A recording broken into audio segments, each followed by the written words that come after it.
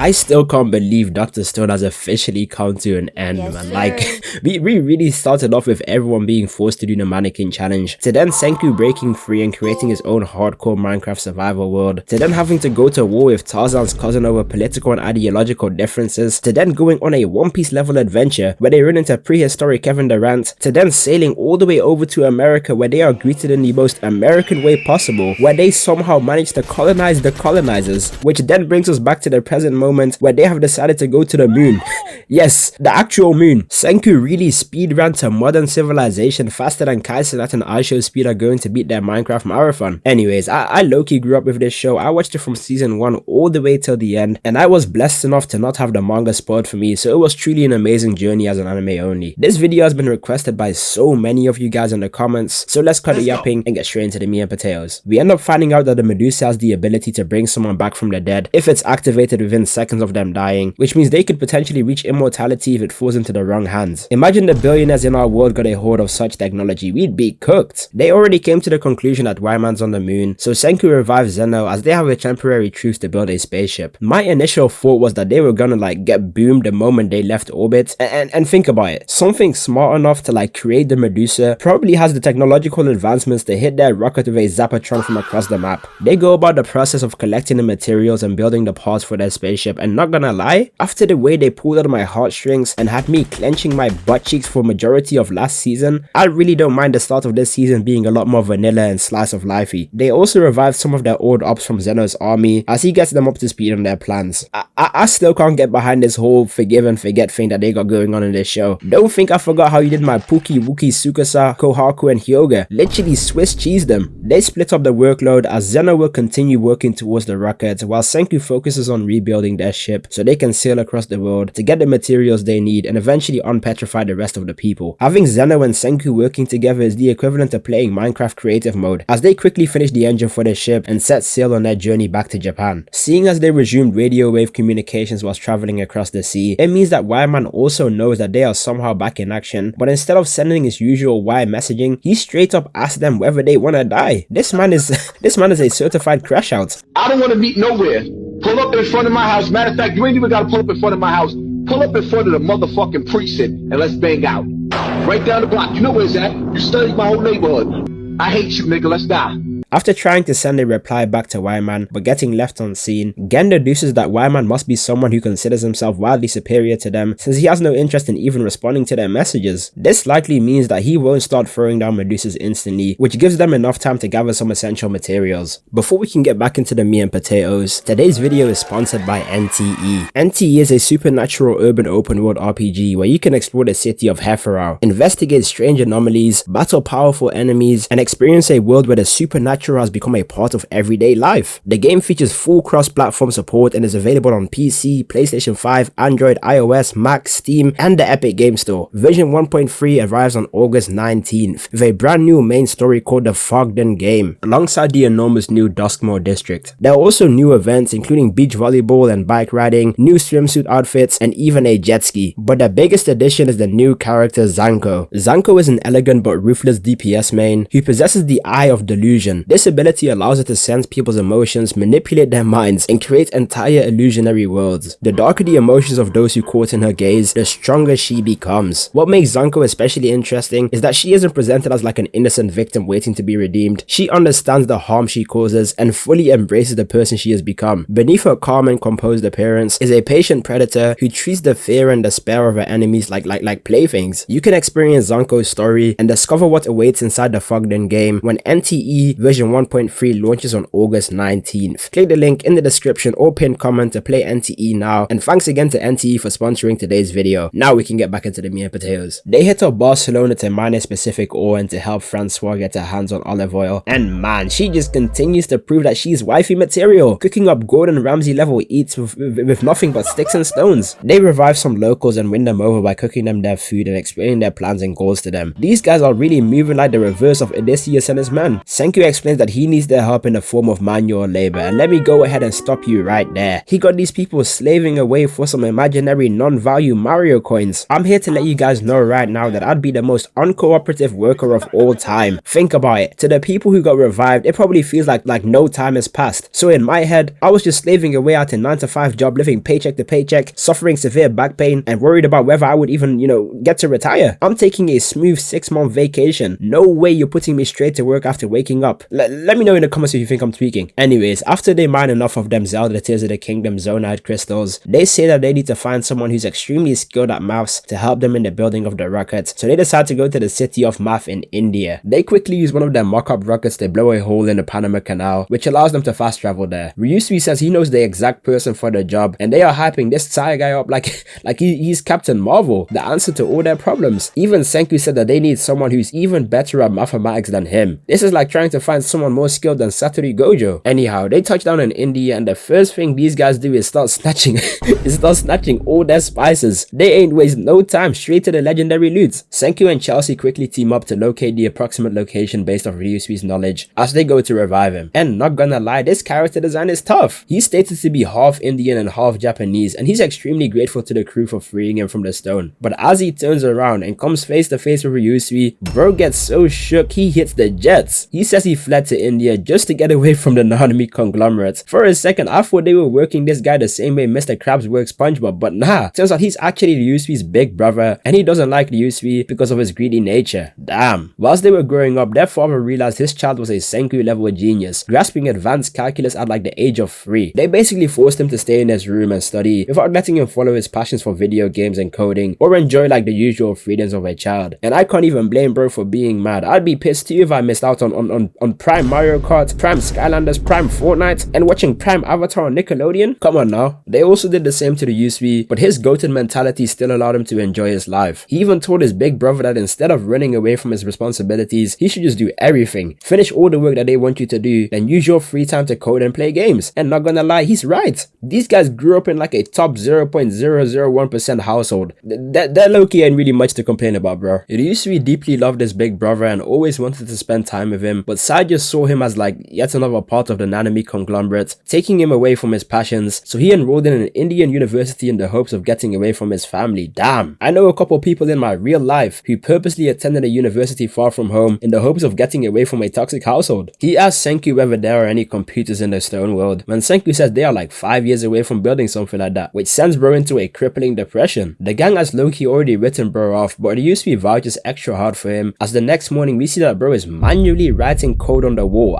I thought he was just like going insane when he reveals that this is the exact code for a little video game called Dragon Quest. What? Do you know how insane it is to be able to manually write that exact code from memory? Like, this guy's a genius on par with Mike Ross. Senku tells him that with his programming skills, they could easily rebuild a computer. We end up cutting over to Taiju and Ukyo on their way to Zeno's base to revive the absolute goats that managed to clutch up the last game. Like, each and every single one of these guys deserves a standing ovation for their efforts. They ran headfirst into gunfire, not knowing whether they would live or not. This dedication isn't spoken about enough. Not a single person froze. These guys are truly the goats, man. I can't preface this enough. And honestly, seeing that Taiji and Yuzuriha reunion had a real man tearing up. But again, they really revived the people that basically massacred them. Luna quickly explains what's going on, and look bro, there is no way I'm letting this slide. A bunch of grown-ass military men basically murdered a bunch of Japanese high schoolers in the name of nothing. They stood for nothing, like actually nothing. These kids came in peace. Zeno was just a glorified war criminal. I don't know, man. I don't know. Let me know in the comments if you think I'm like overthinking this. My trust issues having self could never let this go. I'm surprised some of the cast hasn't turned into season 5 Rick Grimes from The Walking Dead yet. Anyhow, now that everyone is on the same page, they start working towards building the computer. They quickly make the first few components, and this man Sai turned from a non-believer into a Senku loyalist. He wasn't familiar with his game. The sign's so good he started crying. Sai and the Ryusui's relationship doesn't seem to be improving at all, and we get some lore about their life. Him and the Ryusui were born to different mothers from the other people in the Nanami conglomerate, which caused them to basically get outcasted from the family and hated on by their father's new wife. They really did them like a bunch of Disney princesses. So when Sai one day just dipped to India, he basically left his blood brother completely alone. And I'm not gonna lie, Sai is a terrible big brother. As a big brother myself, this is just a canon event. You gotta deal with your annoying younger siblings until the great chilling occurs, and now you two basically become best friends. And on top of everything, the stuff Ryusui was doing wasn't even overly crazy stuff. Bro was basically motivating him to chase his dreams without getting him in trouble, was always wanting to spend time with him since he genuinely had no one else in the family he could do that with. Yeah, I'm not on Sai's side with this one anymore. Like, if anything, this has only made me further fall in love with Ryusui's character. Gen must agree with me and calls bro out for his ignorance and not considering his little bro's feelings. Sai is out here moving like Sai Itoshi. I'm surprised Ryusui didn't turn into an antisocial crash out. It finally hits him as he gets the biggest reality check. Shortly after, Ryusui once again comes in and asks him to play chess, but this time he agrees as they seem to be curing years of trauma over the chessboard.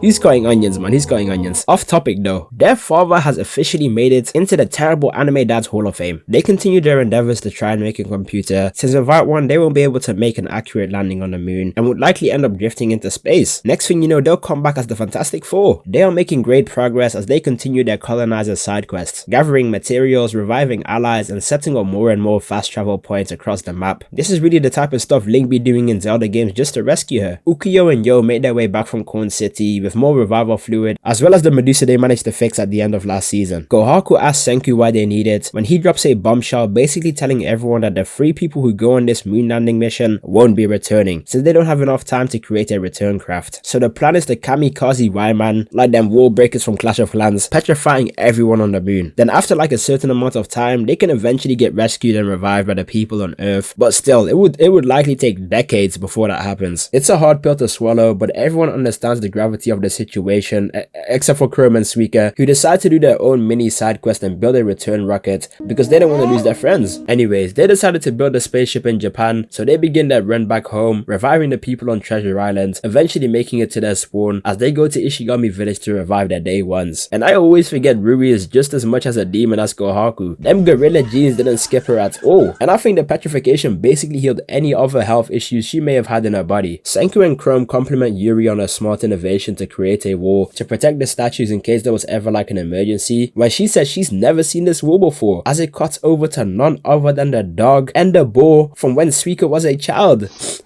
I could deadass shed a tear right now. This shit means something to me, man. Like, they really built the Great Wall of Ba Sing Se just to protect Suika's friends. And on top of everything, they have their own entire families now. I know I said it in my last video, but they should just go ahead and turn this side quest into like an OVA. That shit was like straight out of Disney. Francois makes a bunch of sushi to feed all the people they just revived, and I'm starting to notice a pattern. If Francois cooks up a One Piece level buffet, just know you're about to get worked like an Amazon warehouse worker for the foreseeable future. Straight manual labor. Fast forward some more time and they finally begin putting some computer components together as Sai runs the very first video game of the Stone Age, aka Tetris. And if you're wondering how they got electricity, it's because the Ishigami villagers are making a dam off camera. Sai's ability to memorize code of simplified games allows him to bring back a bunch of classics, practically generating an arcade machine. We got Pac-Man, Brick Breaker, Space Raider, and even a chess AI that has already managed to surpass Ryusui. I wonder how long it will take before they recreate Elden Ring. We cut over to Senku hiding away the new Medusa, but as Gen and Yo stay behind, the glass shatters out of seemingly nowhere when the green light turns them to stone. Damn, I thought someone like had activated the Medusa to go off after a certain period of time in the hopes of catching everyone lacking. Like that was like the only logical explanation to me at the time. But the Medusa seems to stop after only a 20-meter radius. They rebuild and revive Gen and Yo as they try to brainstorm why the Medusa went off. They can't come to a conclusion, so they just take the battery out of the Medusa and set up a whole surveillance system just to make sure no one touches it in the meantime. They use those same cameras to create a satellite to scout out the moon in the hopes of finding Y-Man's base. Fast forward some more off-camera mining and many failed launch attempts, they finally succeed and send their first rocket into space as the satellite is officially fully operational. These guys are genuinely already in like 1900s, early 2000s levels of technology. Only a matter of time till they create TikTok and Instagram Reels. Kohaku uses the live feed to try and spot any anomalies with her Sharingan level vision when she comes across a weird blacked out cloud that seems to be changing shape over time. It seems like they managed to track down Y-Man. Seeing as they are extremely close to launch, Chrome and Suika realize that they might not be able to make it in time with their two-way rockets, so decide to set up a competition against Senku and Zeno to convince everyone else to abandon the suicide mission. Chrome and Suika propose that instead of launching like one giant rocket that would likely take decades to build, they can send the rocket into space in 5 parts and assemble it one by one. Everyone basically dismissed their idea and thought it was stupid except for the two smartest people in the room, who actually look impressed by Chrome's thinking, as according to Senku, the space station his dad went on was also launched in the same way. The only thing is that it would be extremely difficult and way more risky compared to like a regular one-way rocket. So Chrome says that all the people who know about the Medusa should just vote on which one they want to do, the one-way rocket or the Lego rocket. So I set up a quick anonymous voting system as the results come back, making the two-way rocket the winner. I could have seen that coming, but what I didn't expect was when Sai took a look at the final tally, it was a unanimous decision for the two-way rocket. How sweet. Chrome and Suika are actually goats, man. Like, can someone just stop cutting them damn onions? Since the mission just got a whole lot more difficult, this man Senku actually says they are going to bring back the internet so they can collaborate with all the geniuses in the world without having to do constant traveling. Fast forward some more off-camera mining, and these guys actually managed to set up a whole Zoom call with all types of people from across the globe. It's official. Senku managed to have a better Wi-Fi connection in the Stone Age than I do today. I should low-key eviscerate my internet provider. Now that they are closing in on the completion of the rocket, they try to figure out which 3 people will be going to space. They need a scientist, a fighter, and a pilot. And if I had to pick, I'd say give me Senku at the 1, Tsukasa at the 2, and Ryusui at the 3. This team squad wipes the whole verse. No, genuinely, like I don't think there's another trio that's stronger than this. Senku and Ryusui's positions are basically guaranteed, but they still need to participate in the training since we all know Senku is weaker than Usopp and the journey to space is a grueling one. Seeing him actually trying so hard whilst remembering that his father did the same training does put a smile on my face though. The only question left is the fighter, and to me this gotta be Tsukasa. This man is literally a bulky character. If the writer revealed that Tsukasa was part Saiyan, I'd believe him. But I'm not gonna lie, Kohaku is also getting insanely strong and hasn't beaten speed and agility. Tsukasa realizes this too, so tells Kohaku to meet him at night as bro wants to test her strength. He goes for a side heavy with his gut sword, closing the distance with a link flurry rush, putting Kohaku on the back foot. She's perfect parrying all the hits like a true Sekiro player though, which means she got significantly stronger since the last time they had a squabble. Kohaku low-key might be top 3 strongest characters in the verse. Tsukasa goes to report the info to Senku and Zeno, basically telling them that she's a way better pick for the mission. And I know this is probably not what he's thinking at all, but deep down, for even a single percent, if I was Tsukasa, I wouldn't want to go either.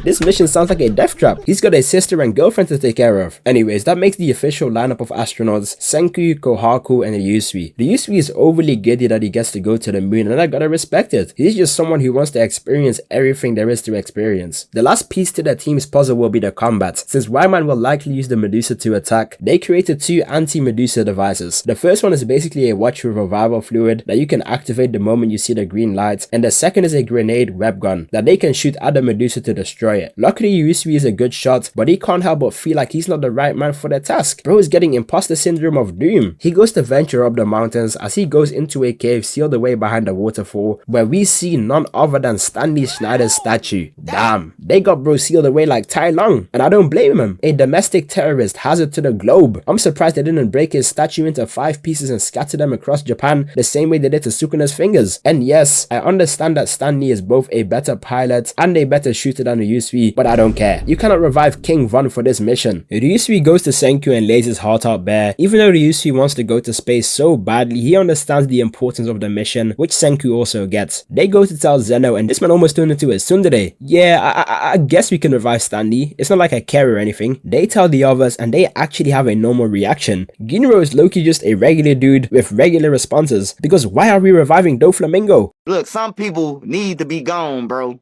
You know what I'm talking about, in order for shit to get better. And he one of them.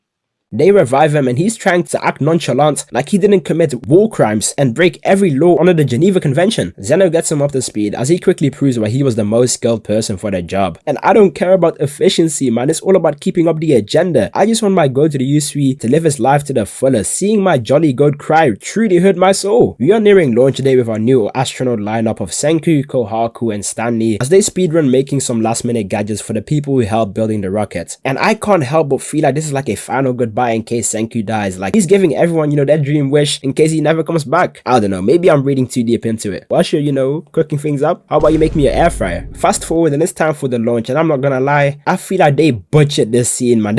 Like, this is supposed to be like an emotional moment and a goodbye, but they just look like Roblox characters. Seeing everyone say their goodbyes just hits home, and it's also funny to see that Luna Snow still has like a thing for Senku. Although I'm not ashamed to admit that I'm a proud Senku Kohaku shipper. They go into the rocket as they petrify petrify themselves for the first half of the journey to decrease the stress on their bodies. And man, I thought I told someone to stop cutting these goddamn onions, bro. Everything in the entire anime is led up to this. 4 seasons, 95 episodes, countless of life or death moments, all led up to this rocket launch. Senku wakes up first as he takes in the environment. He really made it to space, just like his father and just like he always dreamed. Stanley and Kohaku also wake up as it's officially time for Stanley to show us why they picked him. He successfully docks the first part of the ship, but that's when it seems like the radio connection has been cut off. The screen also seems to be dealing with some interference when Senku realizes that the motherboard is fried because a piece of hair got stuck in it before they got petrified. Long story short, it's over. If Gege rode Dr. Stone, they would have just died right here, never to be mentioned again. But that's when they see the 4th dock moving in like an odd pattern, meaning someone is controlling it from the inside. And there's only one man that could have been. And Ryusui himself went to space as a last-ditch rescue mission, single-handedly docking the 4th one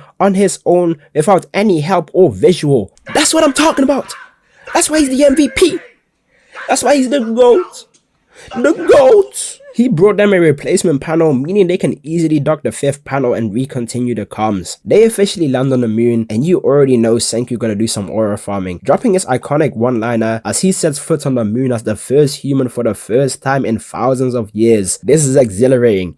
Get excited. I would honestly rate it like a 9.5 out of 10. Like me personally, I would have had to hit him with the let's cut the yapping and get straight into the me and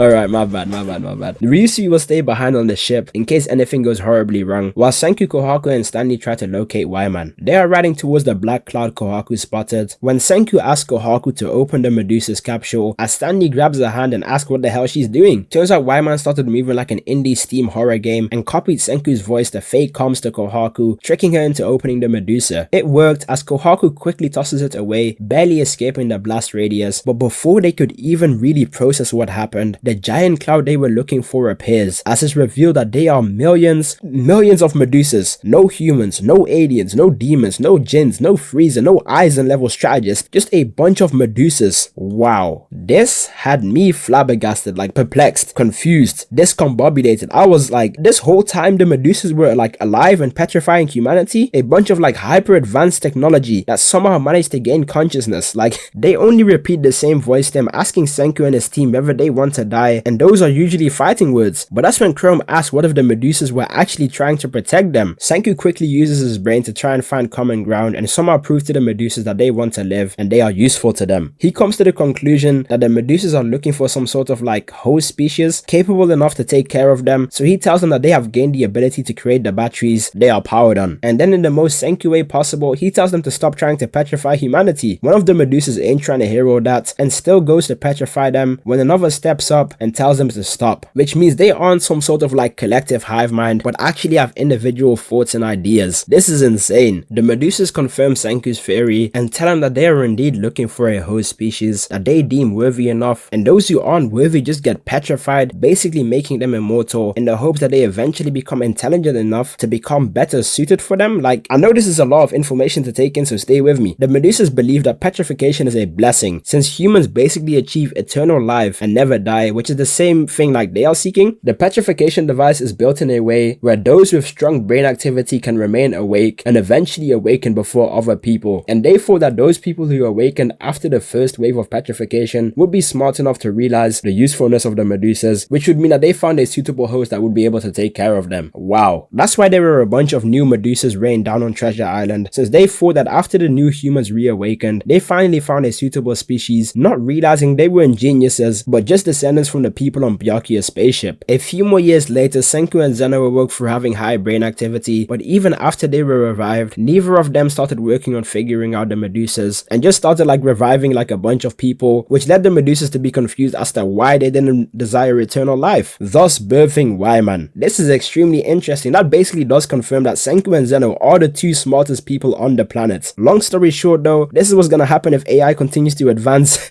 and gains consciousness. Next thing you know, ChatGPT and Grok are gonna petrify us all. And if you're wondering why the Medusas weren't speaking or flying around in the air when they got to Earth, it was because the oxygen is poisonous to them, which basically stopped them from being able to do anything. So when the oxygen disappeared when they sealed away the Medusa a few episodes ago, it allowed itself to reawaken, and it tried to send a message with the Medusa wave. Wow, like I'm just so in awe, like everything is written so perfectly. The Medusas proceed to say that they vastly overestimated human intelligence when Senku says that it doesn't matter and they'll catch up to their tech in no time, since that's what mankind has always done. Our Megami is truly unlimited. Senku asked to negotiate with the Medusas one-on-one, just him and them, to try and come to a mutual agreement. I thought Senku was gonna get the whole world fried again, but they actually accept his proposal as they lift him into a soundproof sphere so no one knows what they are saying. The Medusas show him the extent of their capabilities when the audio cuts completely right as Senku is about to tell him his plan. The audio returns as Senku asks them whether they are willing to lend him their body. He basically wants to collaborate and work together on their plan so the human scientific progress can advance even quicker and they can eventually become suitable hosts. The Medusa ain't interested and say that their plan has a 0% chance of succeeding, but they are happy to leave them alone and won't be attempting to petrify them anymore. Well, all of the Medusas except for one, as this one says they want to take a gamble on Senku's plan and work alongside him for the foreseeable future. Absolute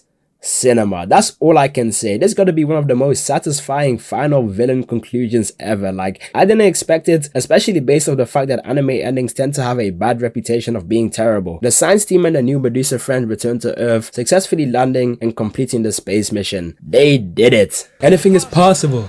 Anything is possible!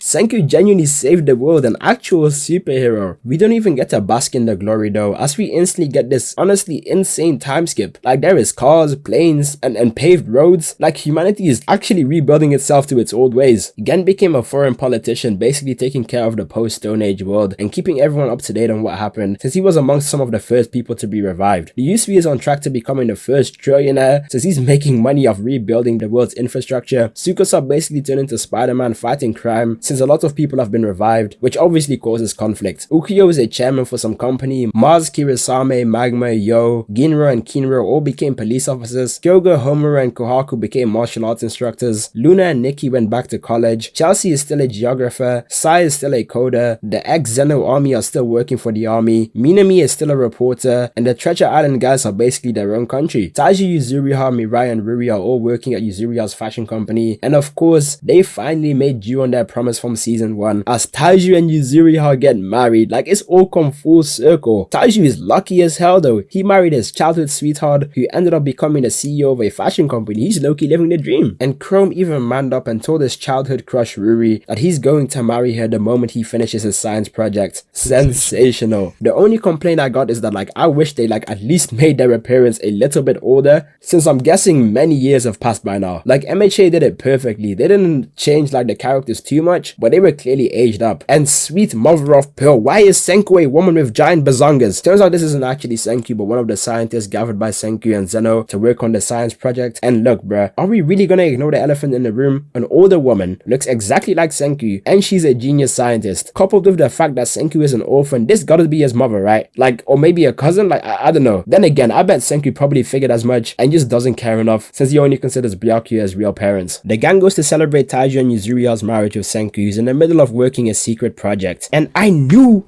this door had a lock on it, because it's revealed this demon Senku is making an actual time machine, and I don't want to be that guy, but I did say this was gonna happen in one of my older videos. And the team decided to create a hot air balloon so that they can make a new map from the sky. I know. It's gotten to the point where if you told me Senku is going to make a time machine on some Jimmy Neutron antics, I would actually believe. Mind you, I made that joke without even reading the manga or getting spoiled by the ending. I didn't realize they were actually gonna do it. I don't completely understand why they are doing it, but I believe it's to basically revive all the people who they couldn't save or died during petrification. Correct me if I'm wrong in the comments though, always happy to hear fan theories. That's crazy bro, they are really gonna turn Dr. Stone into Steins Gate. Jokes aside, I need a spin-off OVA or something, you know, they can't leave us on this type of cliffhanger, blue balling the ending. Please Boichi, we need more Dr. Stone. Can you hear me? Man, Dr. Stone is truly one of my favorite animes I've ever watched, and I can't believe it's come to an end, man. Please drop your favorite moments, and please drop some potential fan theories or unexplained things that we haven't gotten answers to. But hey, that's the end of the video. If you made it this far, then please drop a like and subscribe. YouTube thinks you'll like this video on screen next, so check it out. This was exhilarating, but sadly, there's no more Dr. Stone to get excited about. Thank you, Boichi. Peace.